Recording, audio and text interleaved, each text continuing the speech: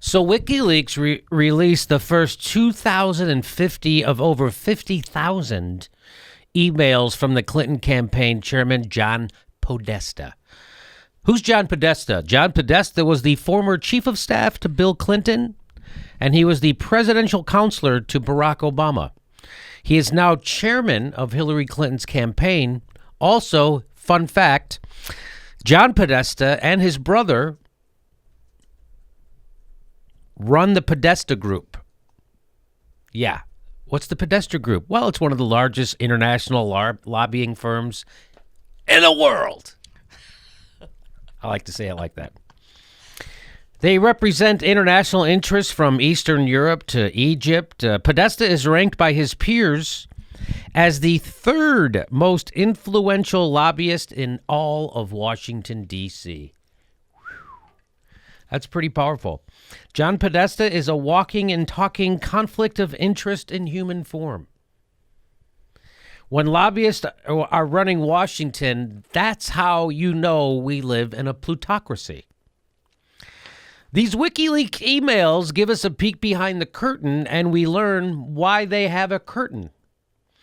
In the links are transcripts of private speeches Hillary Clinton made to banks. So these are there's stuff from her speeches to the banks. Remember, we wanted to hear that stuff. We wanted the transcripts, so they're in here. She made to banks like Deutsche Bank and Goldman Sachs. We always knew that Hillary was in bed with Wall Street, but now we get to hear some of their pillow talk. You know what I'm talking about? The best guide through what's wrong with American politics is Hillary Clinton herself. So let's go. We got a lot of emails to get through. Let's go to get through some of them. Here's one of them. She says, politics.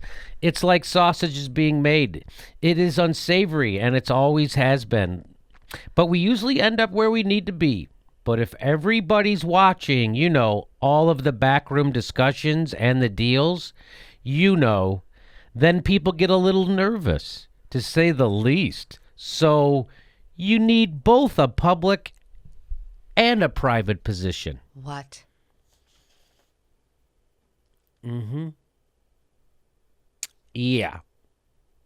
So eating too much sausage, and then the system goes into cardiac arrest. It's like making sausage. You need both a public and private position, Hillary said in her speech. Really? No, I think we already have enough duplicitous politicians.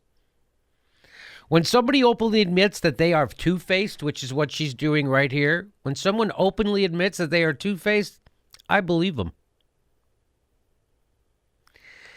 So she's admitting to them, she's telling the richest people in the country who fund her campaigns and own the levers, pull the levers of government, she's telling them, don't worry.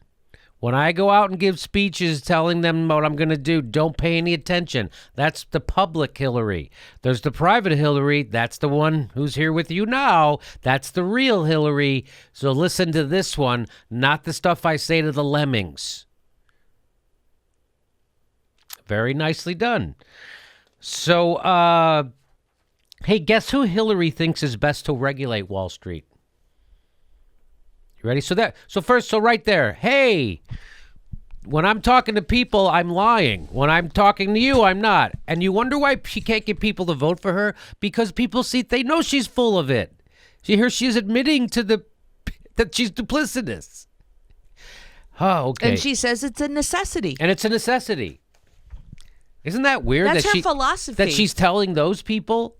Like, why is it okay to tell those people, but it's not okay to tell other citizens?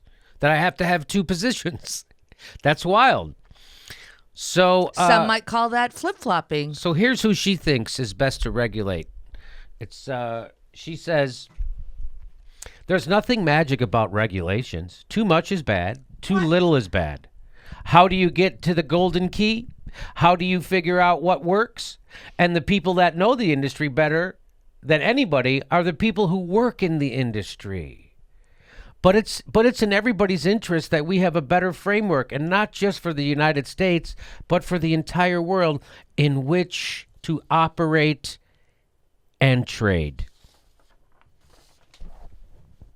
She goes on, when I was a senator from New York, So that's who she thinks should. By the way, so that's who she thinks should be Well, tell us how the people we give all this free money to, you and the people who crashed our economy. You tell us how to better regulate. We already did listen to them. And we deregulated Wall Street, and they crashed the economy within a decade while stuffing their pockets with millions and billions of dollars of taxpayer money while crashing and cutting people's pensions and kicking people out of their houses and people's jobs being lost. They got filthy rich because they knew you would bail them out because it was their idea to do this in the first place. And Hillary Clinton says, I want you guys to keep regulating. You guys figure this out. You guys know it better than anybody. And the banking industry, she's saying that those regulations can be too much or too little. They get to regulate. And the golden rule was she went and told them, knock it off. So Yes. that was her kind of way of going in between too much regulation, knock it off.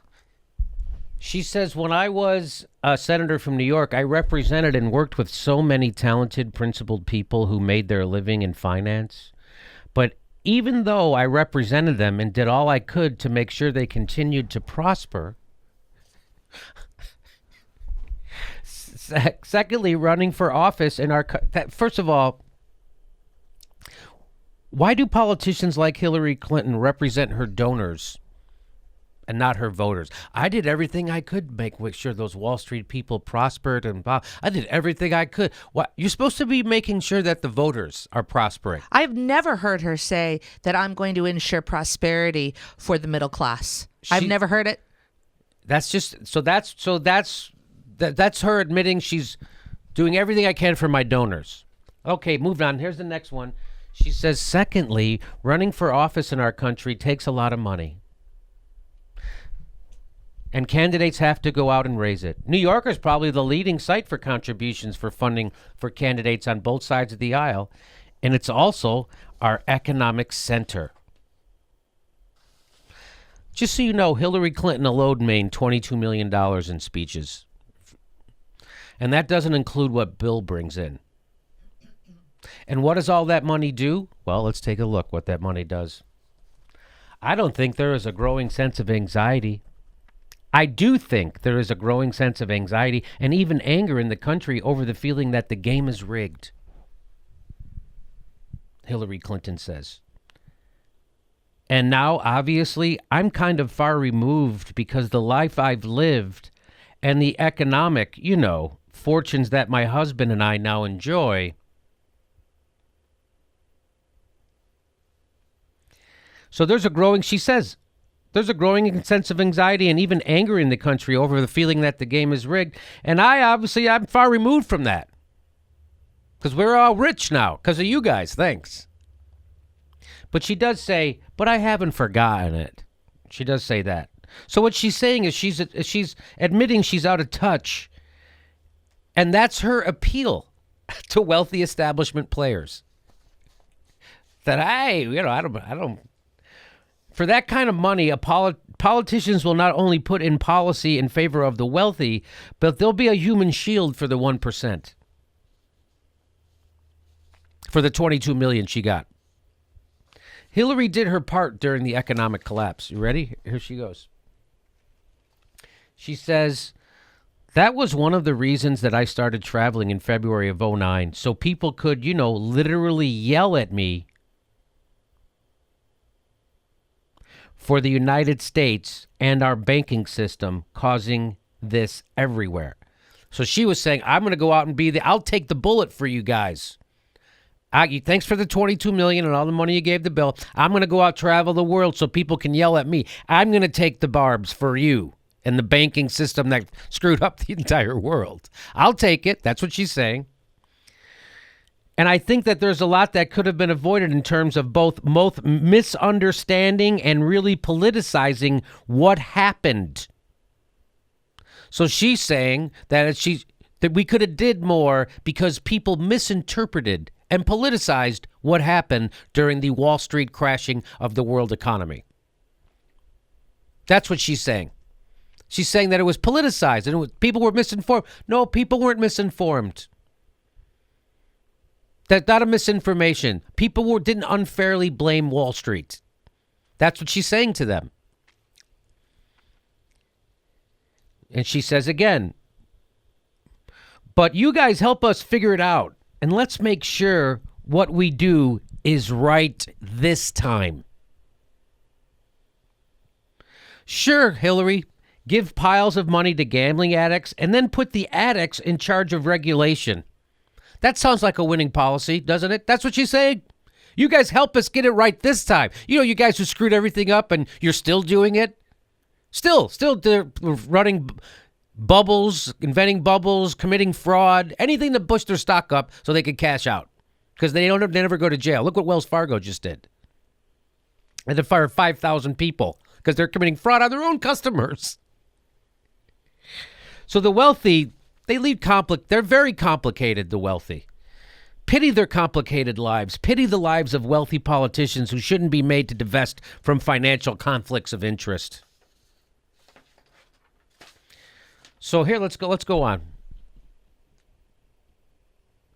So she goes on, she says, you go to Washington, right?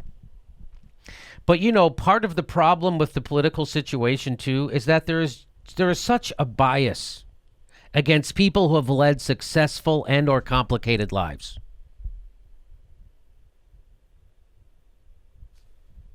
Successful. People who she's telling, well, there's such a bias towards you guys because your lives, you're so successful and it's so complicated. So complicated. You know how you get free money from the government and then lend it back out at unbelievable rates? You know that? You know how you get money at zero interest from the government? What? You know how complicated that is? And she's saying this at Goldman Sachs Builders and Innovators Summit. Yeah. Look how they're innovators. Builders with and our Innovators money. Summit. Corporate welfare. They're just too much by, the divestment of assets, the stripping of all kinds of positions, the sale of stocks. It just becomes very onerous and unnecessary.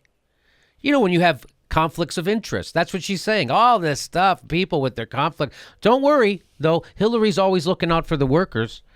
Let's go to the next one. She says, there is so much more we can do. There is a lot of low-hanging fruit, but businesses on both sides have to make it a priority. And it's not for governments to do, but governments can either make it easy or make it hard. And we have to resist protectionism.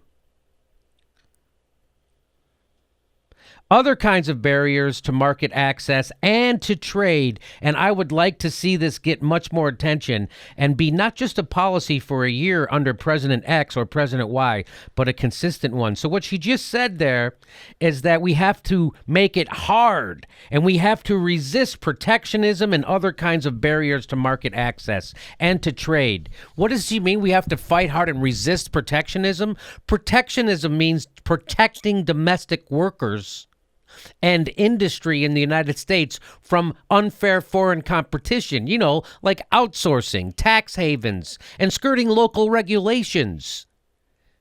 She's fight hard. This is all her stuff. This is the bottom.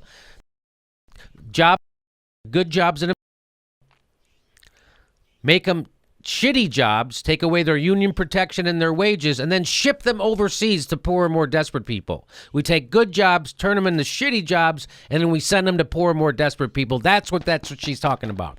We got to make sure the people who want to stop that, we have to fight that hard, she's saying. So the Clintons, here's the last one. She says, Hillary Clinton said her dream is a hemispheric common market with open trade and open markets. Quote, my dream is a hemispheric common market with open trade and open borders sometime in the future with energy that is as green and sustainable as we can get, powering growth and opportunity for every person in the hemisphere. The Clintons are economic globalists. They are for open trade and one world order market. The problem with that is markets are created by and created for the 1%. And with that, you get NAFTA, you get the Trans-Pacific Trade Partnership, that's the TPP, and the Transatlantic Trade Investment Partnership. What it means is more inequality, it means more out-of-control government by money, and it means more climate change, and it means more oligarchy.